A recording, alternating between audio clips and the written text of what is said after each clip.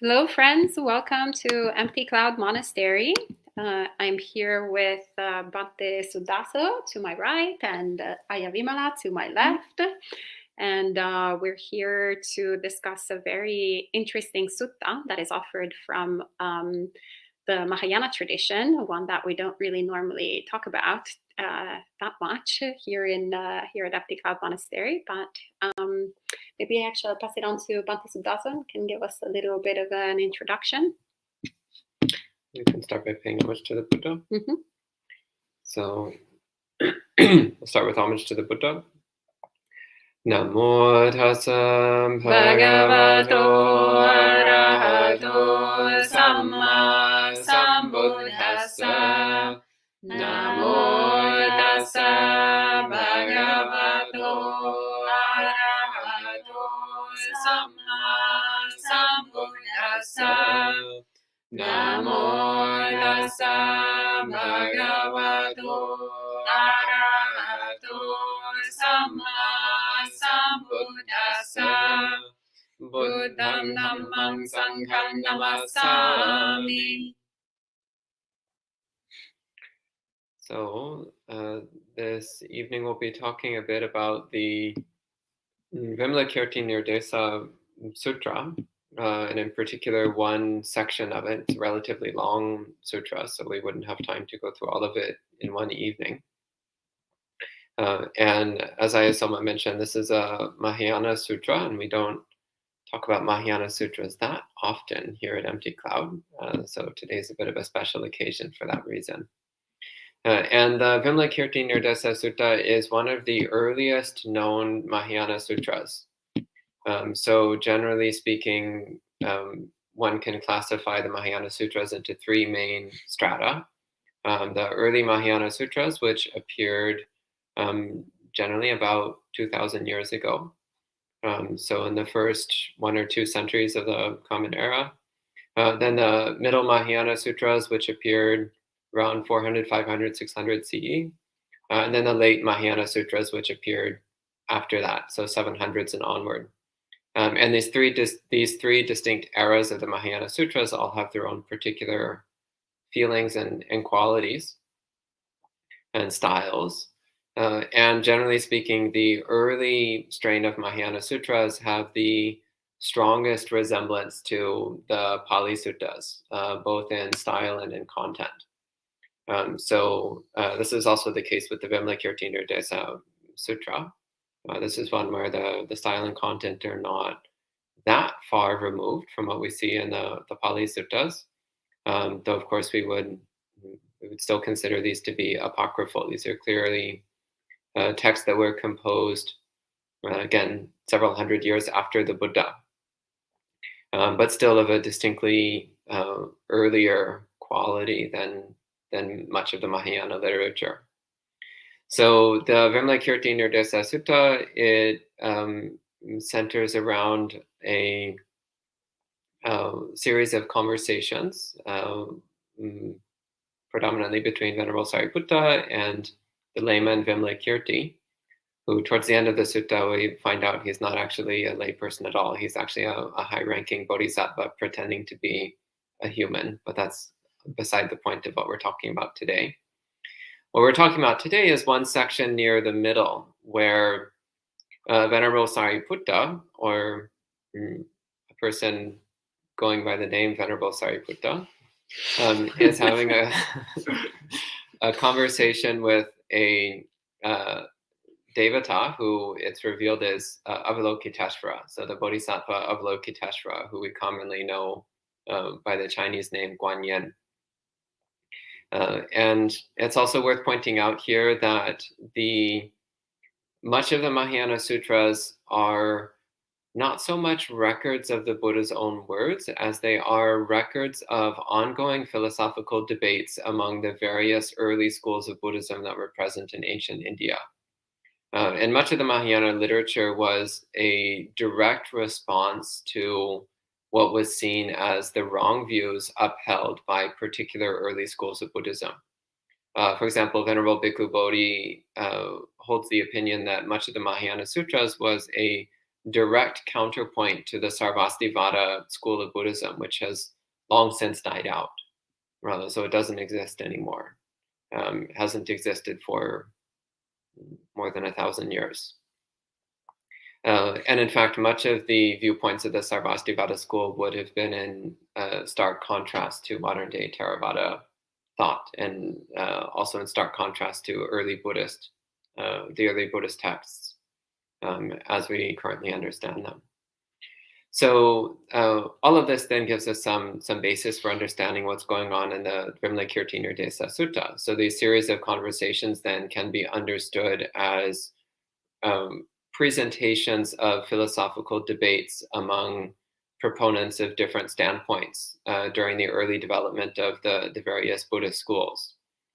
With, in this case, Venerable Sariputta representing a proponent of certain views, which were not in line with what the authors of the sutta thought was a more accurate or more right view, which is in this case being presented by the characters of Avalokiteshvara and elsewhere in the sutra of Vimalakirti.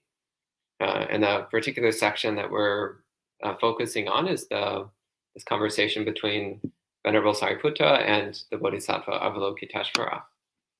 So at this time, would you like me to go ahead and read through the section we're going to discuss, or what would you like to do at this point? Yeah, I think that could be good. Maybe you can read Sariputta and I'll read Avalokiteshvara. Since it's a dialogue.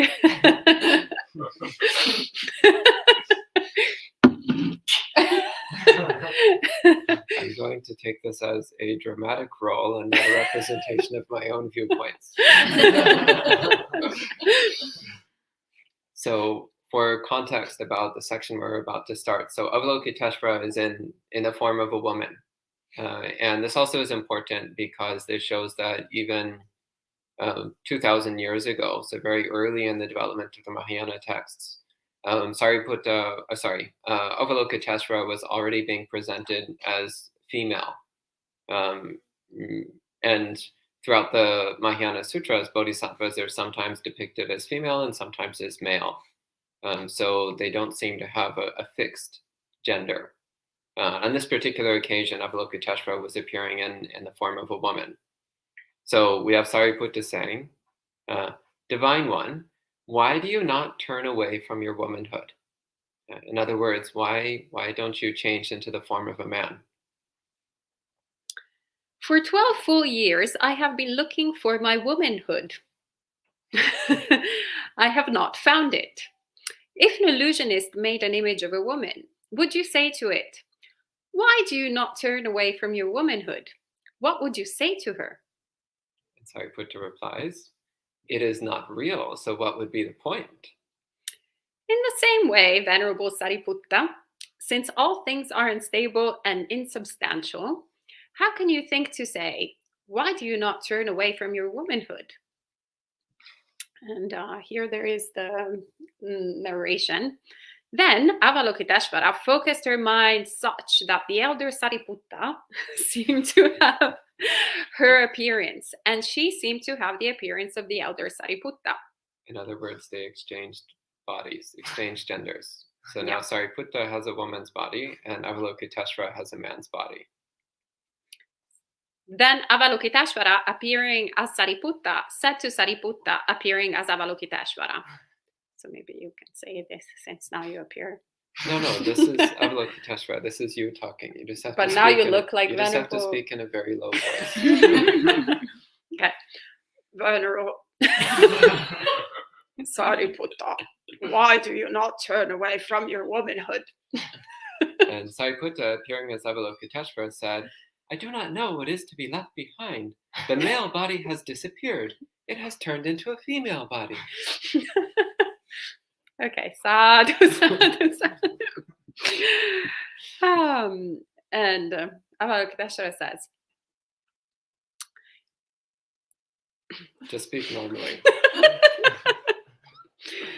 If the elder could leave behind womanhood, then all women could also leave behind womanhood. Just as the elder is not a woman, but appears as a woman, in the same way, although all women have female bodies, they're not women. It is just that female bodies appear. About this, the Bhagavan said, all phenomena are neither female nor male. Which is a very interesting statement, by the way. So what, again, keeping in mind this appeared in a Buddhist text composed 2,000 years ago. So it sounds pretty contemporary, but it's something that was composed 2,000 years ago. So the narration continues.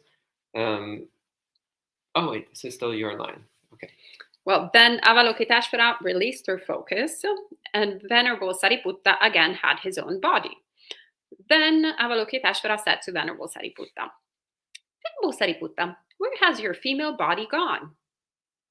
And Sariputta replies, it was not made or destroyed. And Avalokiteshvara says, in the same way, all things are neither made nor destroyed. That they are neither made nor destroyed is a saying of the Buddha. And that's the end of this excerpt from the Vimalakirti Sutta. So this is one complete vignette. So the Vimalakirti Nirdhyasa Sutta is composed of many short vignettes on various topics, and this is the completion of this particular one. Okay. That's all. Today we are particularly humorous.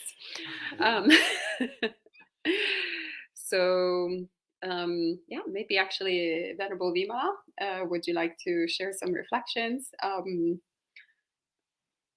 what you just heard?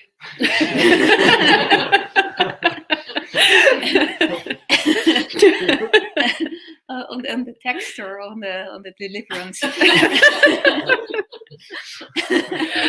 Admittedly, my falsetto was pretty weak. Probably the text is more interesting. I must admit, I never read this text before, as I've never really had looked into the Mahayana sutras that I knew of its existence, but and I find it very, very interesting that already like 2,000 years ago, so actually relatively fairly close to the time of the Buddha, this statement is made, and yeah, what can I say?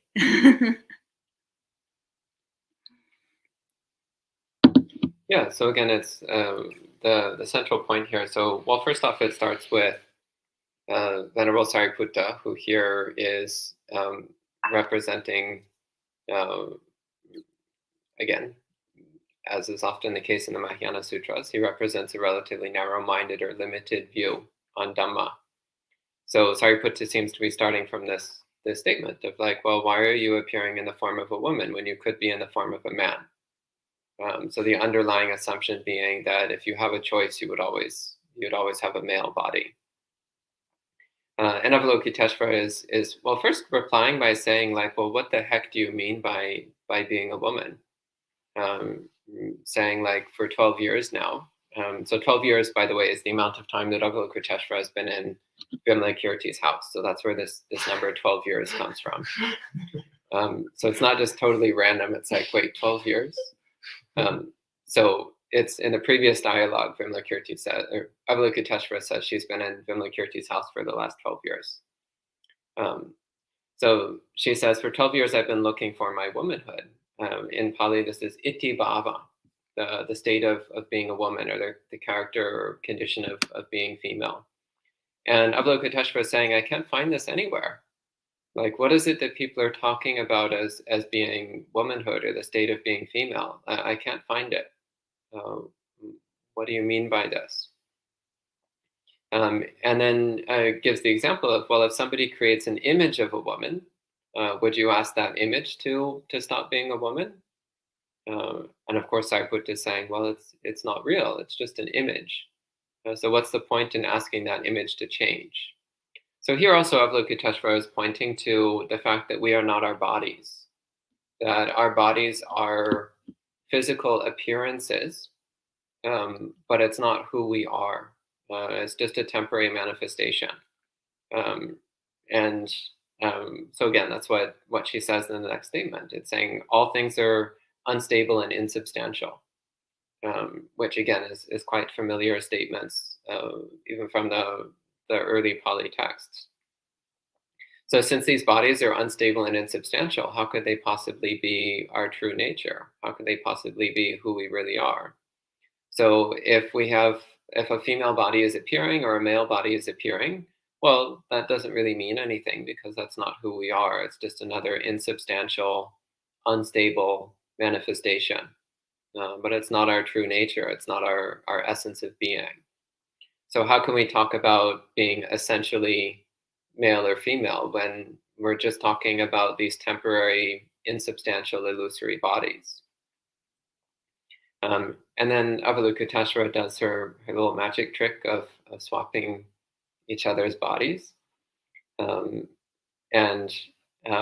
again, asking Sariputta, well, why don't you leave behind your womanhood? Sariputta saying, well, I don't know what to do. Like, what would I do? Just before there was a male body and now there's a female body.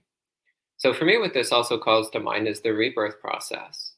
How over the course of many lifetimes, we're constantly manifesting with different bodies. So sometimes with male bodies, sometimes with female bodies, sometimes with intersex bodies, sometimes with human bodies, sometimes with animal bodies, sometimes with celestial bodies or spirit bodies. So we're constantly manifesting these different bodies, but none of that is who we are.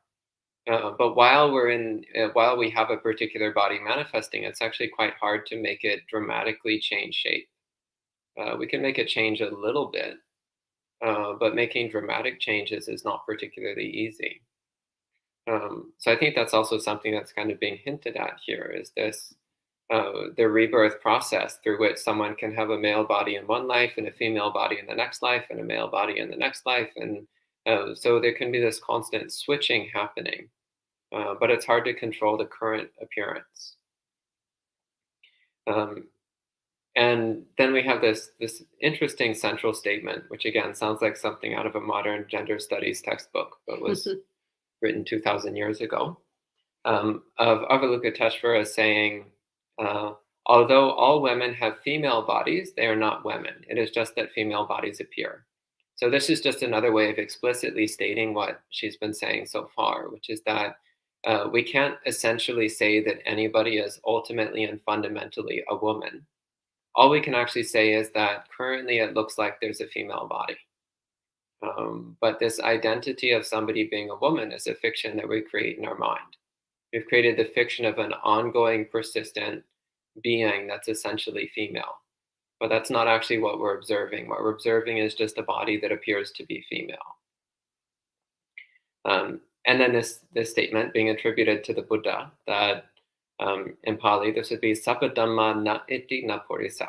So all things are neither female nor male. So pointing to this idea that fundamentally this whole concept of male and female is not something inherent in any particular phenomenon, but rather it's something imputed upon it through perception, through decision, rather than an innate quality of the thing itself.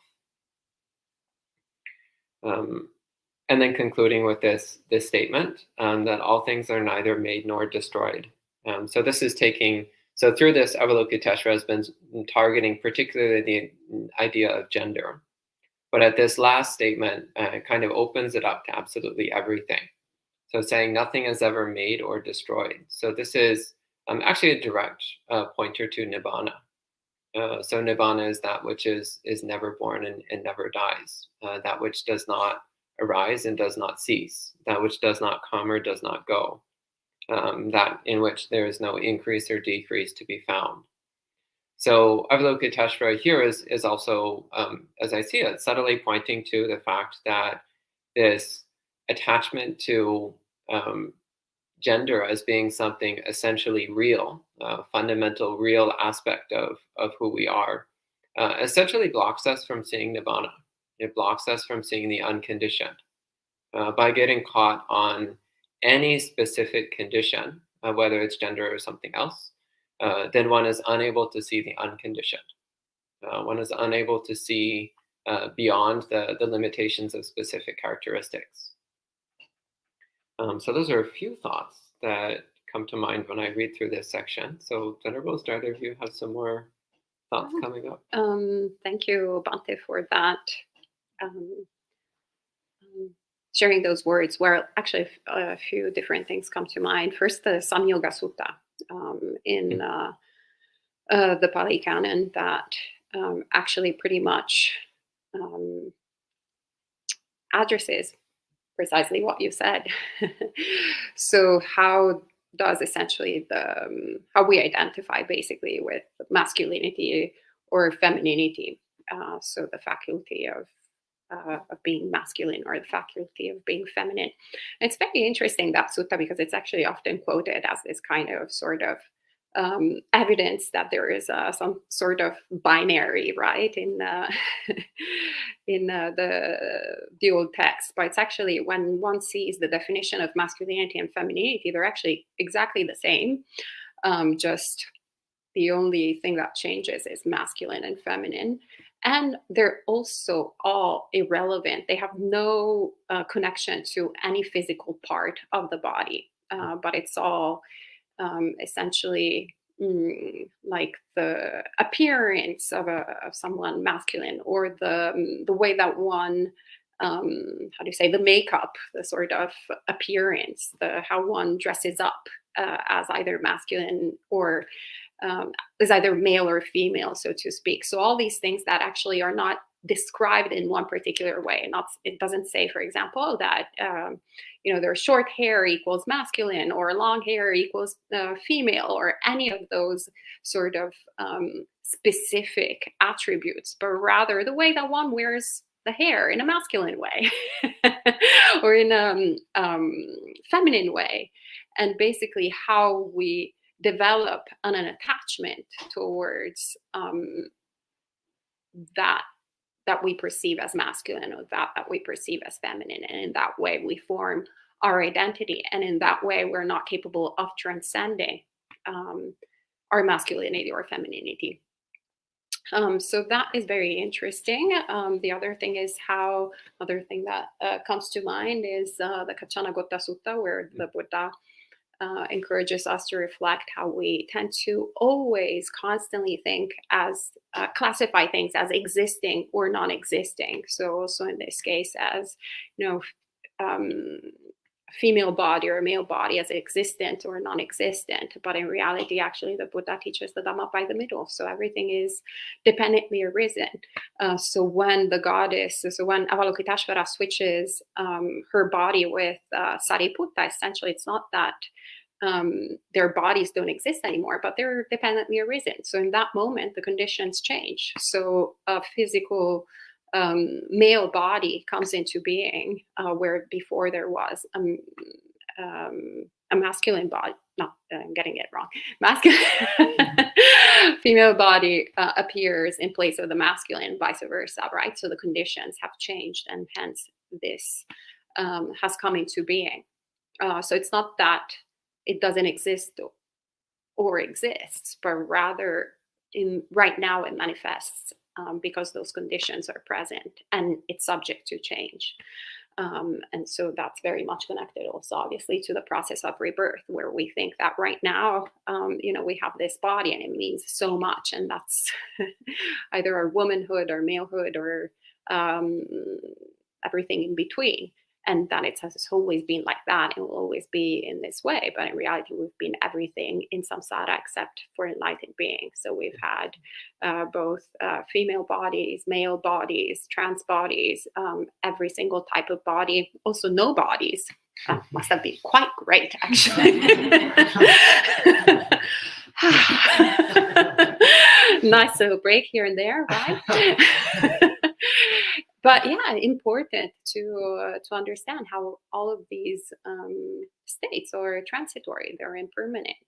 Yet when we're experiencing them, we put so much value, so much importance onto them. We really identify with them, and we start thinking that these conditions have such an important weight on our capabilities of doing anything in the world, let alone spiritual practice. And this is what is very sort of harmful, I would say, in spiritual circles or in religious circles. And it's probably why this actually sutta is addressing this issue to begin with. So for millennia, there's always been this kind of conversation. What is the capabilities? What are the spiritual capabilities of women?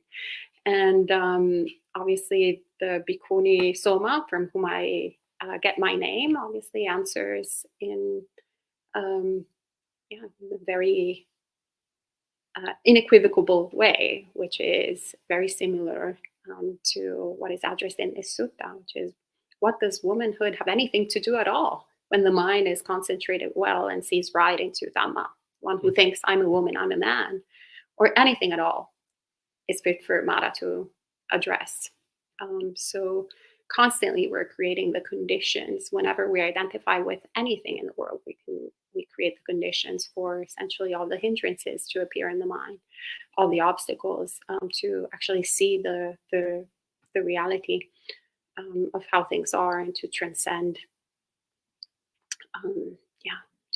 dukkha. So these are some thoughts. And Venerable Bhima? Yeah, what I find very interesting is how through time these concepts in the Buddhist texts have changed, how the idea of gender has become more prominent, and how that how that has basically changed. So if you look, for instance, at in the Vinaya, in the Buddhist monastic code, there is a passage where this gender change happens quite often, also in the Pali text, and it also happens even more often, a lot more often, in Vedic mythology. So it's definitely not a new idea, but in Vinaya there's this passage where there's a monk who suddenly overnight finds that his body has changed to female, and the response of the Buddha is very simple, like, well, then you go to the Bhikkhuni order, and that's it. Yeah. Like, no problem. Like, and the same passage then appears in reverse order, where a Bhikkhuni changes to a Bhikkhu. So, and again, the Buddha says, okay, no, you're a Bhikkhu now. Okay, fine, yeah, no problem. But then in somewhat later texts, like for instance the story of Sariputta, you see that more and more the idea is being promoted that that having a female body is due to some kind of bad karma, where Sariputta has some inappropriate thoughts towards an elder, and suddenly finds that his body has changed to female, to his horror, and and so that's the whole idea is to promote this. The idea that it's bad karma to be reborn as a woman, or to be reborn female, I should say. And so you see more and more that I find it very interesting that also in the Mahayana text you see it's like, oh, this idea wasn't quite there yet. This idea is this bad karma in the early Mahayana text. But that also probably comes in there later on as well. So I don't know, Bhante, if you know more about that, when you see that appearing in the Mahayana texts. Well, the Mahayana texts, it's important to recognize that these are not a single monolithic body representing a single unified viewpoint. Yeah. Mm-hmm. But actually the Mahayana texts represent dozens of different mutually contradictory strains of thought in the development of the first 1500 years or so of Buddhism. And actually it's been one of the really interesting things in Mahayana history is how later Mahayana schools tried to reconcile the glaring contradictions between different Mahayana texts. So we have some Mahayana texts like the Vimalakirti Sutta, which are just basically saying that gender is completely irrelevant and it's all just an illusion of the delusional mind anyway, and it's not something to even think about. And then we find other Mahayana texts which are just blatantly outright misogynist. Again, mostly from the later strains of Mahayana literature, but it definitely, when you start getting into I spoke about the 3 eras of Mahayana texts. In the 3rd era, you start to see some pretty awful, blatantly misogynist stuff, and also that's where the worst of the anti-Arhat and anti-Hinayana rhetoric appears, is in that 3rd stage of Mahayana literature. But the early stage, you see more stuff like this, where there's more this idea of rejecting this idea that gender is at all relevant to spiritual practice. Yeah, which is another actually proof of rebirth, in the sense it's what year? 2023. It's like exactly the same sort of situation. Yep. Yeah, it's time to get out of here. Okay, and we have a few comments. Hello to all of the friends, John, Elenise, Karen, Manal, Jayanta, Yudi, still subject to clinging. Hopefully it will change soon. We're all hoping that, it's going to change your, whatever it's called, handle. Christina, Rick, Gayatri, Lily, Bill. Hope to see you all in person again soon. Yes, so please come to Empty Cloud. Avis, hello. You're too many tonight. I can't say all of your names. It's all great to see you online. And you had something. Yeah, I have a Ethan? question. I was wondering when the ideas, because this text, as you were saying, is from around the 1st century CE, and clearly, if they're talking about this, then at that time there already was discussion of, women, it doesn't matter if you're a woman, otherwise they wouldn't. It's very unlikely that they would even be having this demonstration. So clearly the idea was around in the 1st century CE. So I was wondering if there's a rough date of when the ideas of, in actual Pali text, when does the idea of women are back come up? Is that later than this time period, or is this a rough date of when that appears in the Pali as well? I don't know rough data, to be honest. I haven't really looked into that one, but it seems to be, at least in the later commentarial text, more than before. But you are looking at a society where women were not equal to men. There was the distinct roles. Also, there was arranged marriages, and so. Yeah, you had your role to fulfill. Basically, you didn't have that freedom, and but where was I going with this? I lost my train of thought here. Okay.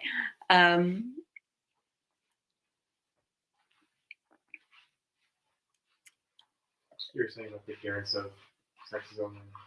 Yeah, that already very early on, like the Buddha was a rebel. Basically, he did drastically did away with the whole caste system, and he also ordained women in the order, and tried to make circumstances as good as possible for them to practice without in an equal way. What is fairly unknown is that there was already an order of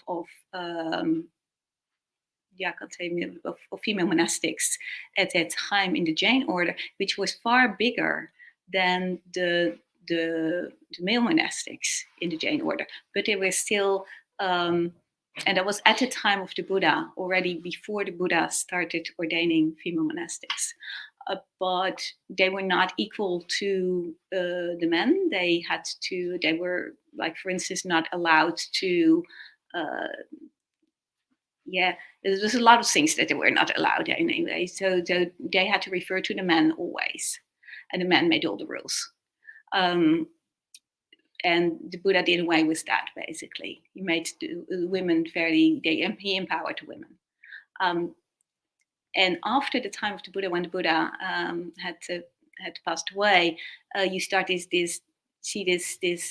discussion starting with the Jains of what is a woman and can women reach enlightenment and all this kind of stuff, which also to some degree made it into the Buddhist texts.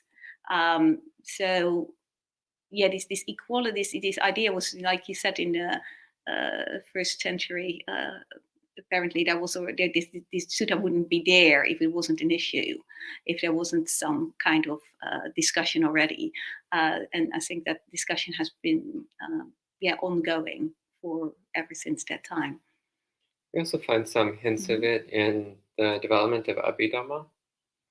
So in Abhidhamma, which kind of ironic because in theory it's supposed to be pointing at the absolute reality, but it actually, in some cases, it winds up doing the opposite. It winds up reinforcing essentialism on a conventional level. And one place it does this is it brings up the idea of the male faculty and the female faculty as being something inherent in a being when they're born. And again, this is something which would have emerged between about 300 to 500 years after the Buddha.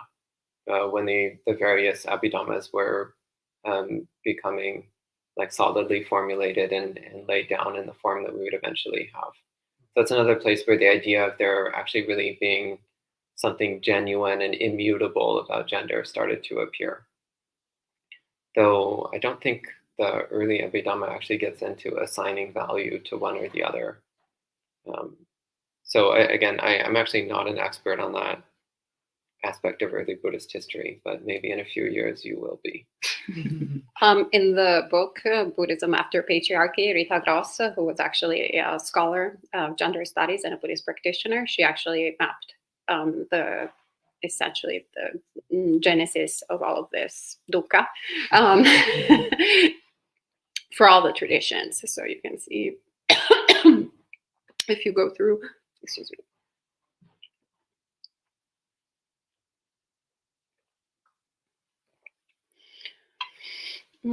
There was definitely a strong Brahminic influence, but I don't remember exactly the time frame, but it's definitely spelled out there, and she does a thorough actually study on all the different areas of Asia and all the different traditions.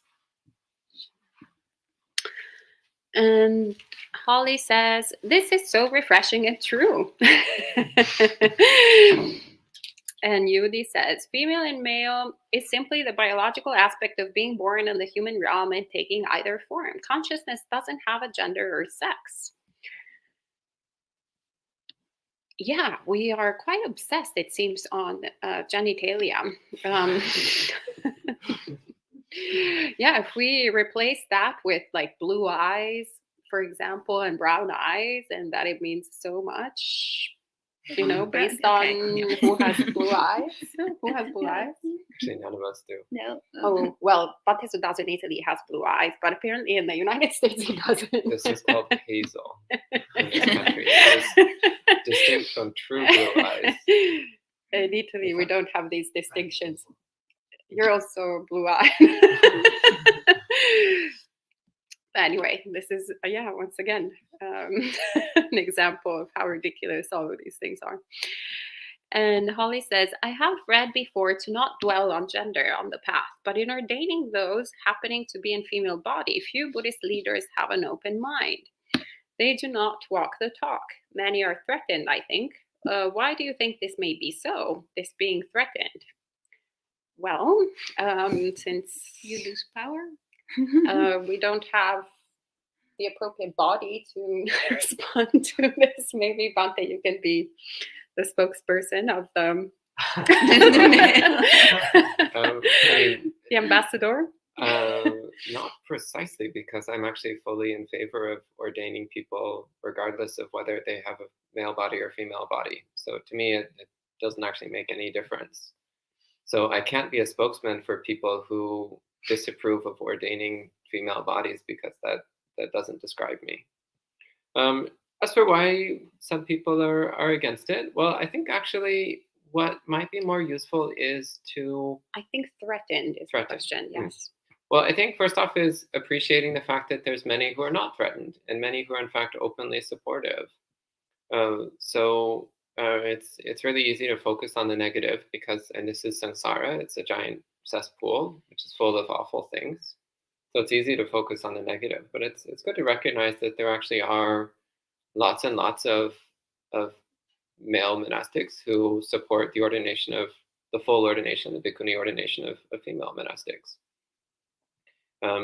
As for why some feel threatened by it, and as Venerable Vimla pointed out, sharing of power, sharing of resources, sharing of respect, those are all things which can play in. Sometimes it has to do with, in some cases, I think a genuine faith in the Vinaya coupled with a lack of deep understanding of the Vinaya. So this belief that we need to strictly follow the Vinaya, but not understanding that actually the Vinaya allows for bhikkhuni ordination. So I've met a number of bhikkhus who I think they actually genuinely believe that it's not allowed. And it takes a little bit of investigation to realize that it actually is allowed. And of course, as the years go by, that excuse becomes increasingly fragile because there's so much scholarly research proving beyond a shadow of a doubt that it's valid. But there's still a few who I think just haven't been exposed to that information.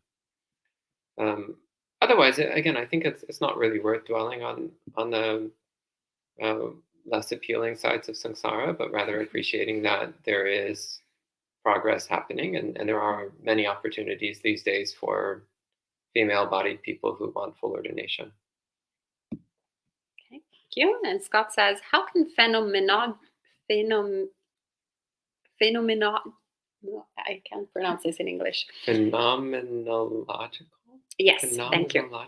Help us to abandon identity view associated with gender? What the heck does phenomenological mean? I can clarify. It's things like a methodology or sometimes a philosophical school of like the study of phenomena as opposed to like ontology, which is like the nature of being, or metaphysics. It's like analyzing that yellow cushion there based on what's directly in front of you, stripping away the concepts. I think that's what it is. I still don't understand. Well, Venerable Vimla is a scholar. So here is the sort of not a philosopher. You should go to Bhante for that.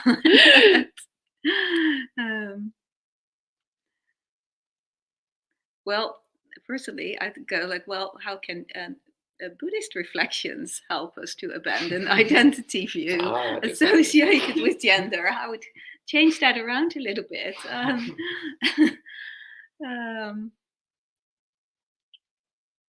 Well, basically any identity view, whether it's gender or whatever else you think you are,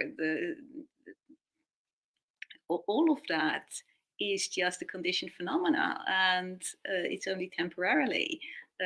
Next life you might have a very different identity, body. Even in this life you probably had several different identities over your lifetime. So yeah, if you can see that it's all just actually it's all irrelevant, it's all changing constantly, and so you can let it go. And eventually we have to let go of our identity. One thing okay, this is a bit beside the point, but I really loved it, is this sutta by the Bhikkhuni Dhammadina, where she relates the Four Noble Truths in terms of identity rather than the dukkha, suffering. And so, well, this identity and this suffering is very much tied up with each other. And if we let go of that, we basically, what we want is to come out of dukkha, out of suffering. We want to come out of identity, of this identity view. So, yeah, what do you want, or Ayya, do you want to add something to that? Yeah, well, I mean, I feel like in order to transcend any kind of identity, one needs to understand what that identity is to begin with. So what are we transcending if we don't know what we're talking about to begin with? So yeah, instead of pretending that there is no gender, there is no body, there is no this, there is no that, what is it actually that we're working with? And what do we even think? What does being a woman, for example, mean? What does being female? What is feminine? You know, actually, for someone who has lived in several different countries now, mostly Anglo-Saxon, heavily influenced by Anglo-Saxon culture, there is a entirely different definition, for example, of what femininity is here than where it is in Italy. So most often than not, actually, I come across as very aggressive, very, very intimidating, and so forth. I've calmed down a lot, apparently, with the Buddhist practice. So living here for over a decade. And, you know, in this culture, there are certain ways, actually, I realized that women are expected to talk, to speak, to behave. And when one doesn't speak like this, it can come out very, very aggressive, as opposed to in my country, Italy, even though it's notoriously actually a sexist country. There's no problem for women to speak in a very, very strong-willed way. So yeah, maybe you'll find women, you know, washing and cooking and doing all those, you know, different things that the average sort of American woman refrains from doing. But they will also go like to their husband, "Move it, go over there," bossing them around. You know, it's like completely feminine, actually. So, you know, we laugh about these things, but it's very interesting, because then you go to, you know, another place. You can go to Thailand, or you can go to Japan, you can go wherever. There's lots of different, essentially, definitions of what being masculine or what being feminine is. You know, we actually were talking about this morning about Italian Americans versus Italian. So Italian men. Italian American men, you know, their masculinity, the sort of machismo that there is in Italian American communities here is very heavily influenced by, I don't know what.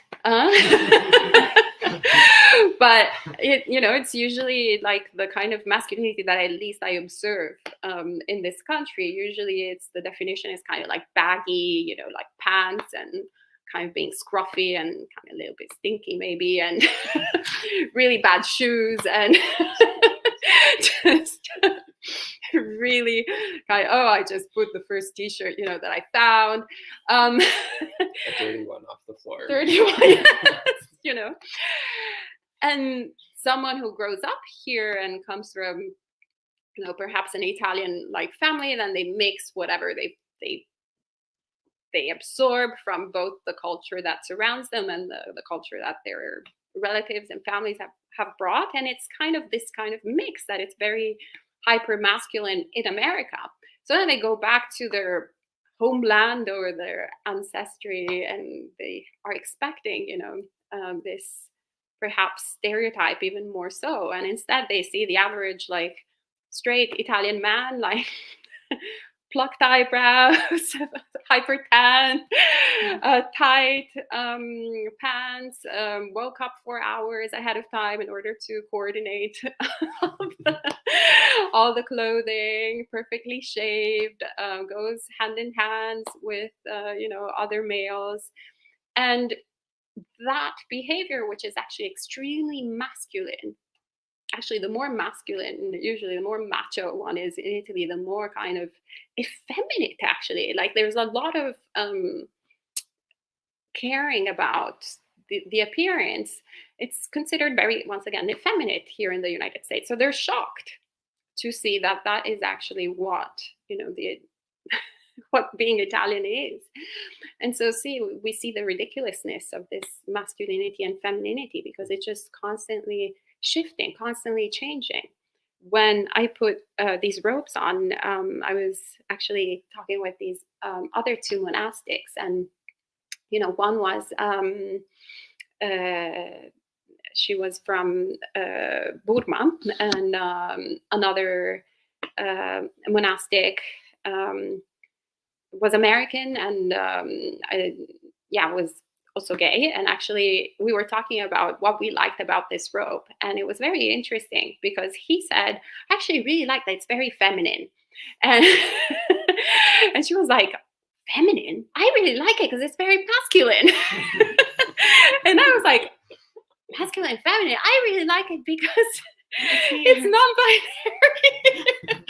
It's neutral. And it was what an interesting conversation. That's why I remember it, because we were having an entirely different perception of the same sort of form. I still obviously think I'm the one who's right, but because I do think that's the whole point. The reason why actually, if you see across all the religions, usually whenever there's female and male practitioners, they have very distinct, different outfits. In Catholicism, like the women have this whole like big hat, and like you can spot a nun like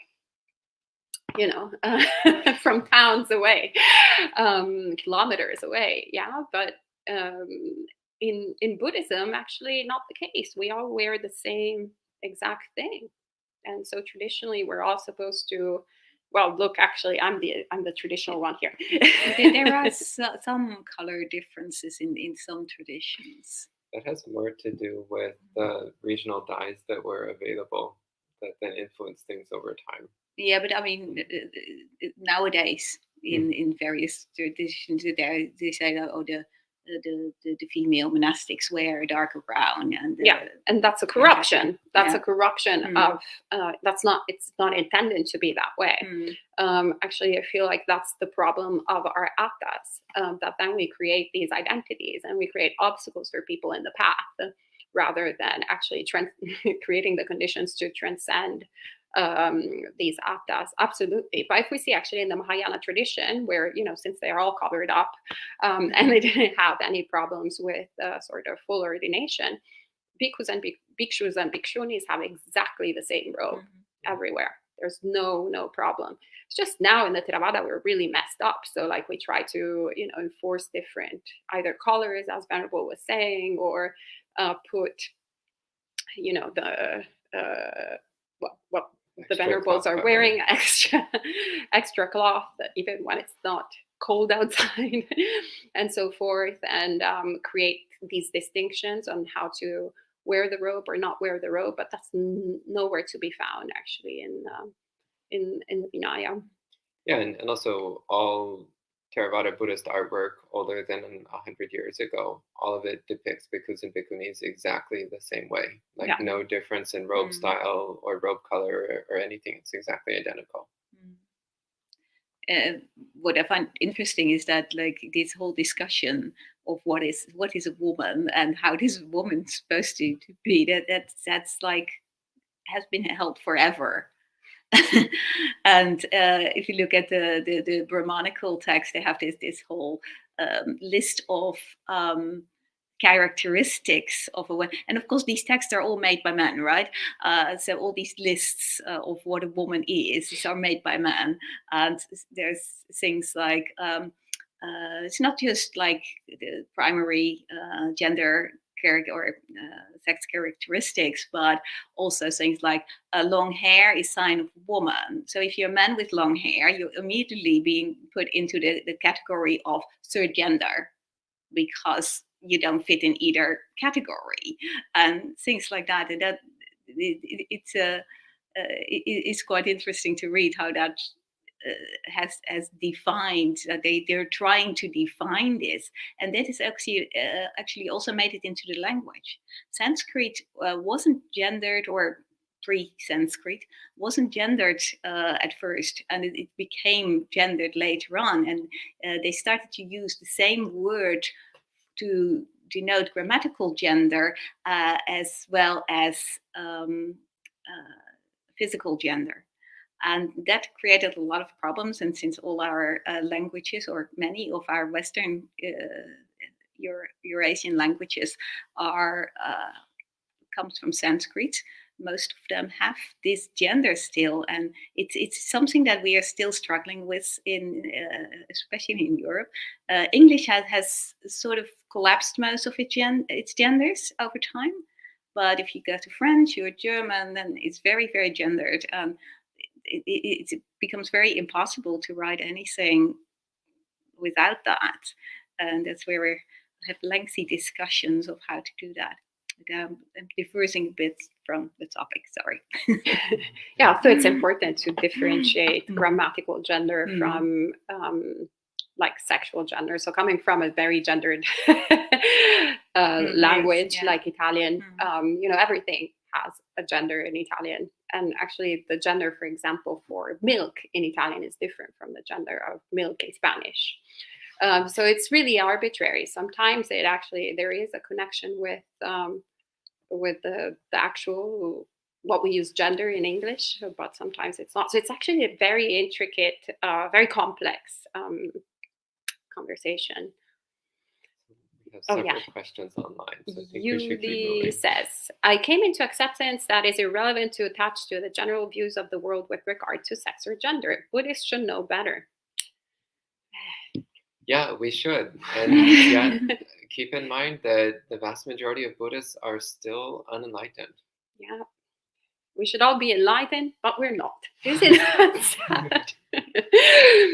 And Rick says, how do we live in peace and practice the path when living in a culture that is hostile to this sutra? Local fundamentalist churches won't allow women to speak in church, hold office, or be a pastor. Don't go to those churches. Come here. Okay, and Anissa says, how does the Buddha explain the association between biological features such as high levels of testosterone in male bodies and traits? For example, aggressive behavior. Could you say some words about masculine and feminine energy? Well, this is very interesting because actually as soon as you enter at least as soon as I entered sort of Buddhist circles, I was presented with ideas such as, it's very difficult for women to attain enlightenment, if not impossible, because, we have our period and we're very crazy and we can't handle all the anger. We get very angry and crazy and lots of greed and delusion. And I was like, exactly like, I love Denise's face. That was exactly me. I was like, last time I read the paper, it didn't seem to me that the war was started by a female, that women were raping everyone, all of these things. So there's a lot of different stereotypes, and I feel like we can have them in both ways, in the sense that either people in certain cultures can create these stereotypes on women, or other people can create these stereotypes also on men. And I feel like everything is kind of, essentially we're all a big bundle of greed, hatred, and delusion. And it just manifests in different ways. And definitely there are also different cultural conditionings that highlight certain aspects. So I wouldn't say that anyone is sort of the foremost at being aggressive or the foremost at in terms of like, I don't think it's gendered necessarily per se, but it actually manifests perhaps that aggression in certain ways that are different based on different causes and conditions. But fundamentally, the greed is the same, and the hatred is the same, and the delusion is the same, like the thing in itself. How it manifests comes about differently. And in the Vasita Sutta, the Buddha actually is quite to the point. He says there's no difference that can be seen amongst beings based on pretty anything. That he covers all ways through which we actually create differences between each other. One is genitals. He also actually talks about the color of the skin. He covers all sort of areas. Of course, we do, like in most cultures, males and females get raised in a different way. It's like in our cultures, this is quite often, at least maybe not so much nowadays, but what it used to be is that males were taught like, men cannot cry and men cannot express the emotions. Well, females could express the emotions and things like that. I think there's some learned behavior in there, some conditioning that comes from this life based on our sex by birth. Yeah. Absolutely. And I feel like actually here living in a gender inclusive monastery, it's actually very obvious when there's an imbalance of one gender towards the other. And I think precisely because of what you said, Venerable, because maybe the same like people are living in the community, but then when there is like a majority, say, of males, even though maybe some of the males were already living in the community, they start behaving in a particular way that I feel like it's learned behavior, or vice versa. And so it's very interesting how we see, dependent origination everywhere. Okay. Julie says, did the Buddha ever explain with regard to karma, reasons for being born in a female body or a male body, state of mind at a time of a previous life, something to be experienced, other reasons? Actually, no. So the Buddha spoke about many different karmic actions and effects. So, for example, he mentioned that if we hurt sentient beings, then in future lives we'll be more likely to have a lot of physical illnesses and problems. Whereas if we help other beings, then in future lives we'll be more likely to have good health. And if we're angry and mean, then in future lives we'll be more likely to be ugly. If we're kind and friendly, in future lives we're more likely to be beautiful. If we're generous, then in future lives we'll be wealthy. If we're stingy, in future lives we'll be poor, and so on. So he gives examples like that. But as far as I know, he never actually speaks about direct karmic causes of being born as either male or female. And I think that's because gender itself is inherently karmically neutral. So you can't say like, oh, if you kill people, then you'll be born as a man. Like, no, if you kill people, then the Buddha says you'll have a short lifespan. Whether you're born with a male body or female body doesn't actually factor into the equation.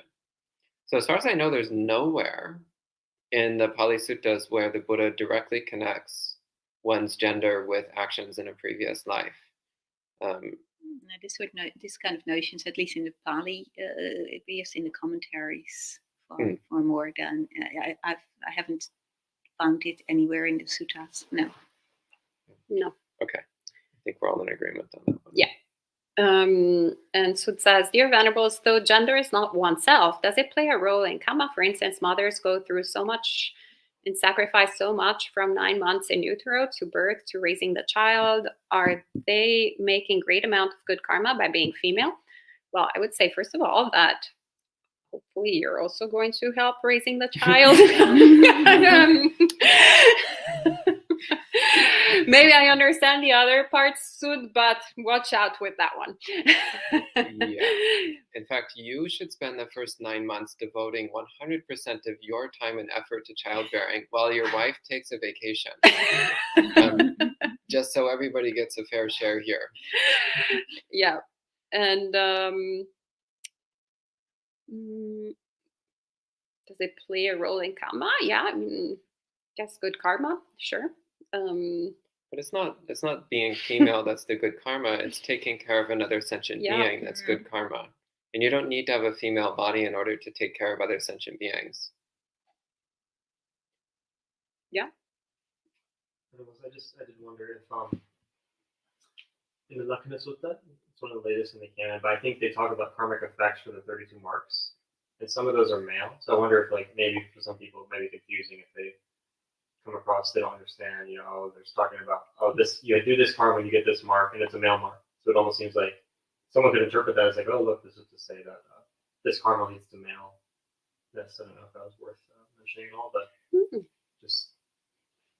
Well, I mean, the Lakkhana Sutta is apocryphal. So I'm not one to get into defending that particular one. What are your thoughts? And the 32 marks is actually a Brahmanical notion. So, I don't particularly feel that that's very representative of the early Buddhist text.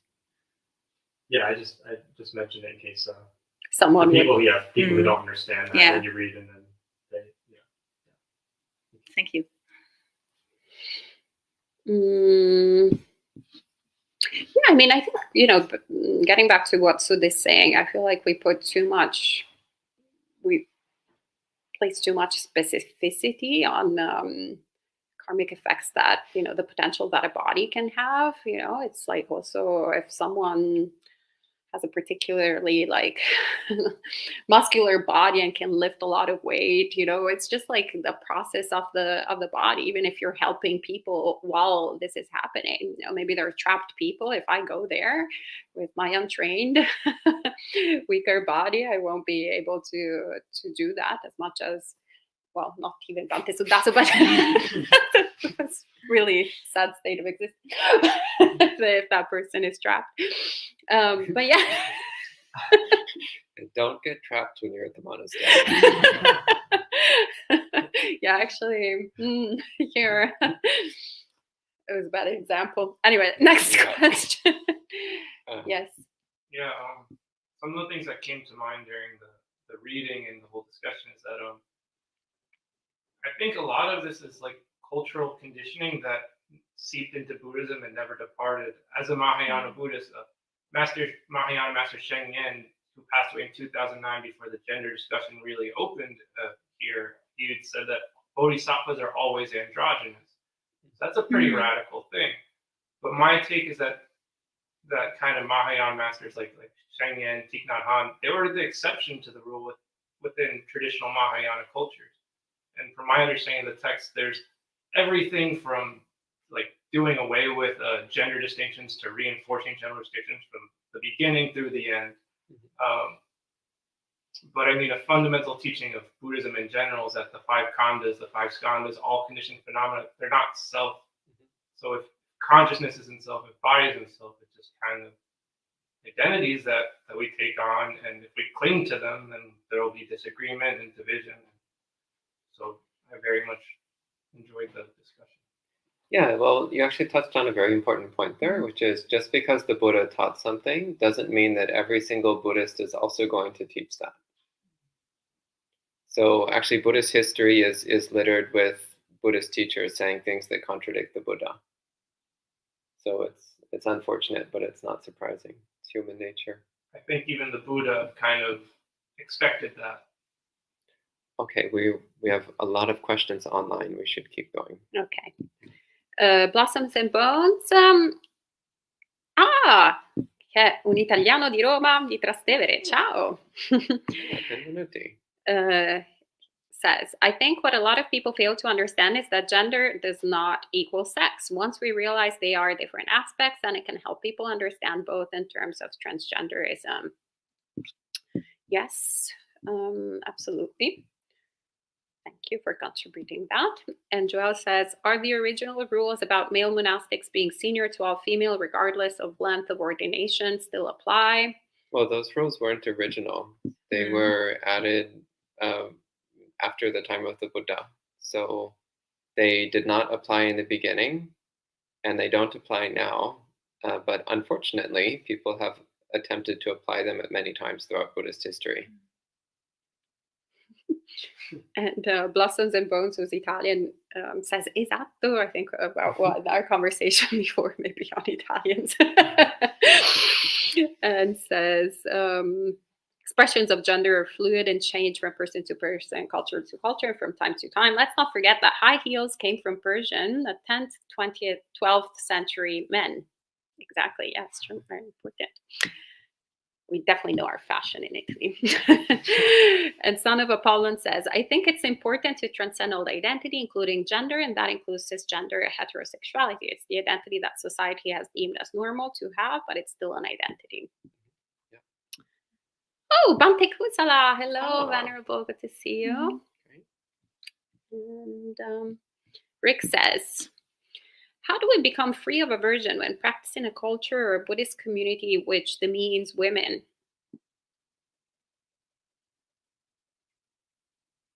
Silence. Well, first of all, I'd say go to a different Buddhist community like this one. Oh, that's very kind, Venerable. High praise. Well, I would also say, see what you can do to help. Sometimes it's just a simple thing, like if somebody makes a discriminatory remark, then you can just gently express a different viewpoint. Or you can just make it your own personal mission to always, as much as possible, present the Buddhist teachings as you understand them. And this would include non-discriminatory presentation of Dhamma. And so you can sometimes start to slowly shift the culture of a place over time.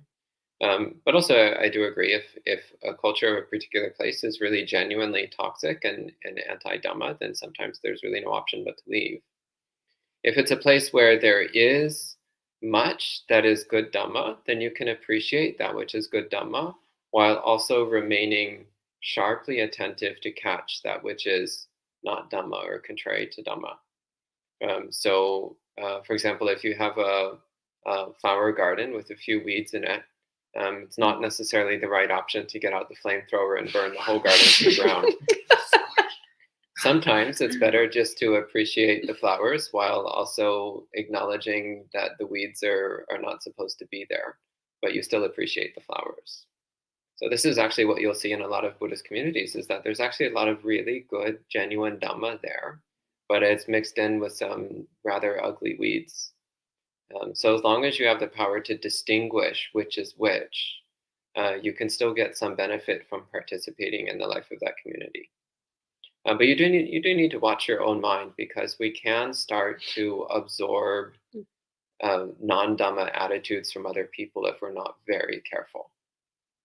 Actually, even if we're very careful. And this is a very important teaching of anatta. So we think that our thoughts are ours. We think that our ideas are ours. We think that, yes, I am whatever, a feminist, or I am for equal rights, or I am whatever we think we are. Well, actually, as soon as the conditions change, whether you actually have a female body or a male body, if you surround yourself with a certain culture, mental culture, you're going to start inevitably absorbing that culture. And inevitably, you will start conditioning your actions and your way of thinking and perceiving the world. And so that's also very important teaching in terms of, in general, of actually, in order to transcend the self, we need to understand the self, and we need to understand how it's dependently arisen. And so to really put in place the right conditions, always focus on creating the conditions in order to create the result, rather than fixating on the result and thinking, okay, well, I've done what I've done, and okay, it's good there.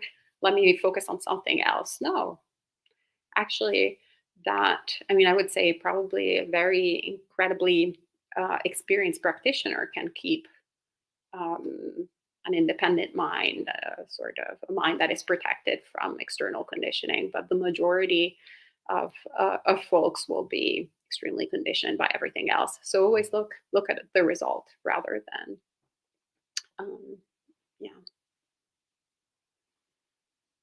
Okay, and that was the last question online. If there's anything else from our friends here.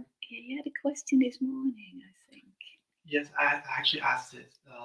Okay, all right, it's a tea time. Okay, so that's. I have a question. So going back to the sutra, when the Bodhisattva changed Sariputta's body, what was still Sariputta that the Bodhisattva referred to as Sariputta? Because it's the mind, the same mind, it's just the body that was changed. So that was part of the Bodhisattva's message that they were trying to communicate, is that we are not our bodies. So it doesn't matter whether the body has male parts or female parts, it's just a body, it's not who we are. So Sariputta was still Sariputta, it's just that now there was a female body there instead of a male body.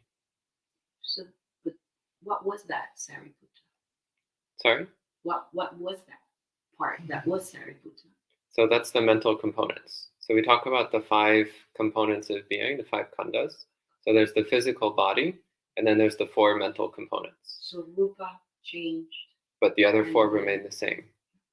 Yeah. As identified identify as Sariputta. Yeah.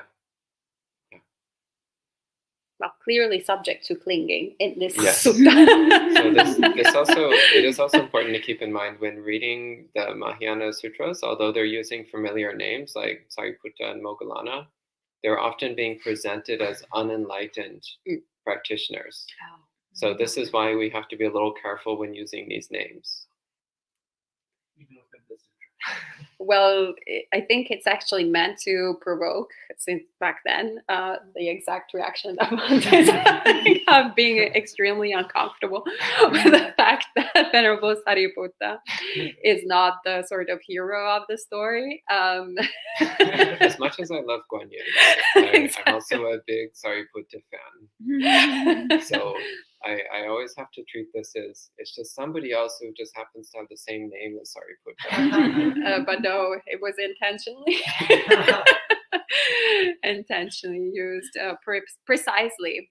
Plus, I feel like a lot of it is because we can tend to really settle in our understanding of the Dhamma and settle in on what we think this is sacred and only this is true, everything else is wrong, essentially. And I feel like a lot of the Mahayana teachings that are interesting, like this teaching, is kind of meant to poke at our understanding and trigger us, but in a skillful sort of means type of way, where we're like, oh, well, why am I so triggered? And why,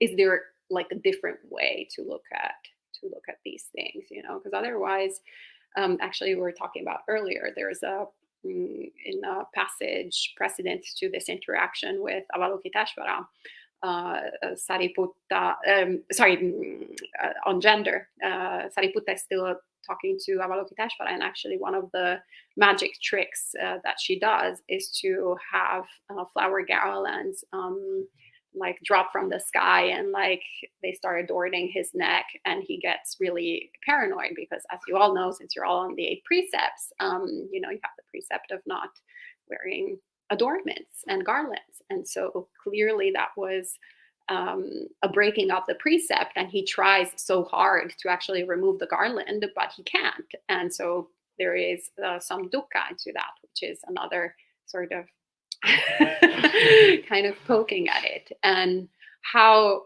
I feel like that kind of addresses that sort of tendency that sometimes we can have in very Vinaya intense tradition of relating to the precepts a little bit like Silabbata Paramasa, so like, this way, these rites and rituals that just by adhering to them and straining the juice 3 times, then we will attain enlightenment. In the sense. Not once, not twice, 3 times. There's lots of different ways of approaching the precepts that kind of miss the point of the precepts.